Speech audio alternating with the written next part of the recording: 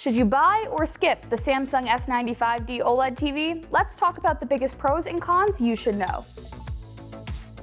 Behind me is the Samsung S95D OLED TV. This is the Samsung TV that I think most people are going to be excited about in 2024 because it takes what was a great QD-OLED TV and adds a matte treatment to the display that Samsung calls Glare-Free OLED to make the screen look less reflective in rooms with lots of natural lighting. The S95D OLED is available in 55, 65, and 77-inch sizes, and it sits among the most premium TVs that are going to come out this year. So, the first reason I think you should buy the Samsung S95D OLED is because it offers true OLED innovation in that glare-free technology. Samsung has seriously raised the bar for self-emitting technology with the world's first glare-free OLED TV that doesn't seem to come at the cost of picture quality. The reason manufacturers haven't tried this before is because too thick of a glare-reducing filter could impact panel brightness, which is already often a setback for OLED. But on the S95D, it seriously works, dispersing what would be clear reflections of light from, say, windows or nearby light fixtures into more muted shapes. It's far from foolproof, but it is impressive. And while you can still see that there's a light coming from that way, it looks very diffused, not very defined at all, and that's the glare-free technology in effect. The second reason I think you should get the Samsung S95D is because it's a great looking TV for any entertainment setup. Build-wise, the S95D doesn't reinvent the wheel. In fact, it's pretty identical to last year's model, right down to the thin 11mm frame. But more importantly, it has Samsung's One Connect box attachment for convenient cable management. This feature used to be reserved for the company's top-of-the-line mini LED TVs, but it lends itself very well to OLED since it allows the panel to stay thin throughout, which is especially convenient for wall mounting.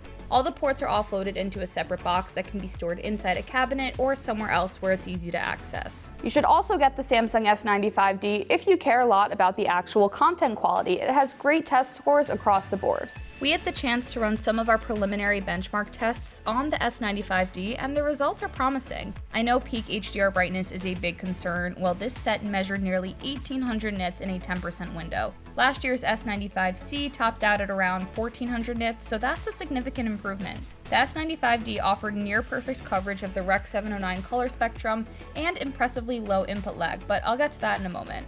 Lastly, the S95D OLED would be a good pick for gamers. In our testing, the S95D measured just 2.9 milliseconds of input lag, which is pretty much as low of a response rate we've ever tested for a TV. Also, with features like a 144Hz refresh rate, Samsung Gaming Hub built in, and the new AI Auto genre detection mode available through the game bar, this is probably the best option for gaming in Samsung's entire 2024 TV lineup. On the other hand, a lack of Dolby Vision support could be a reason to skip the Samsung S95D. Like all Samsung TVs, the S95D doesn't have Dolby Vision, so there could possibly be a slight disconnect between the creator's intent and the color of the picture that's ultimately reproduced. That's only because Dolby Vision is quite popular in the film industry, though Samsung has never taken the leap to license it like most of its competitors. It's not a major drawback if you're not someone who really knows the difference between HDR formats, but it's still important to be aware of.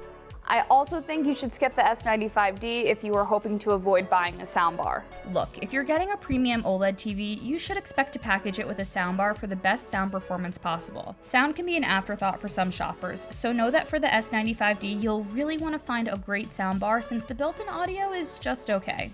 OLED TVs in general struggle with sound performance because the panels are so thin, so this isn't a setback that's specific to the Samsung S95D.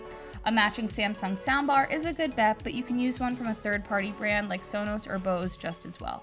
Coming from someone who reviews TVs for a living, Samsung's flagship OLED looks better than ever this year. Although it's too soon to say whether this glare-free treatment will have a lasting impact in the OLED market, I have to say for right now it looks great. Plus, Samsung still manages to undercut a lot of the competition when it comes to OLED TV costs. So, would you buy or skip the Samsung S95D? Is there another TV you have your eye on? Be sure to let me know in the comments below, and you can also see more thoughts on the S95D and all of Samsung's 2024 TVs on tomsguide.com. Also check out what we're doing on social everywhere at Tom's Guide, and as always, I'm at Kate Kozich. Thanks for watching, I'll catch you next time.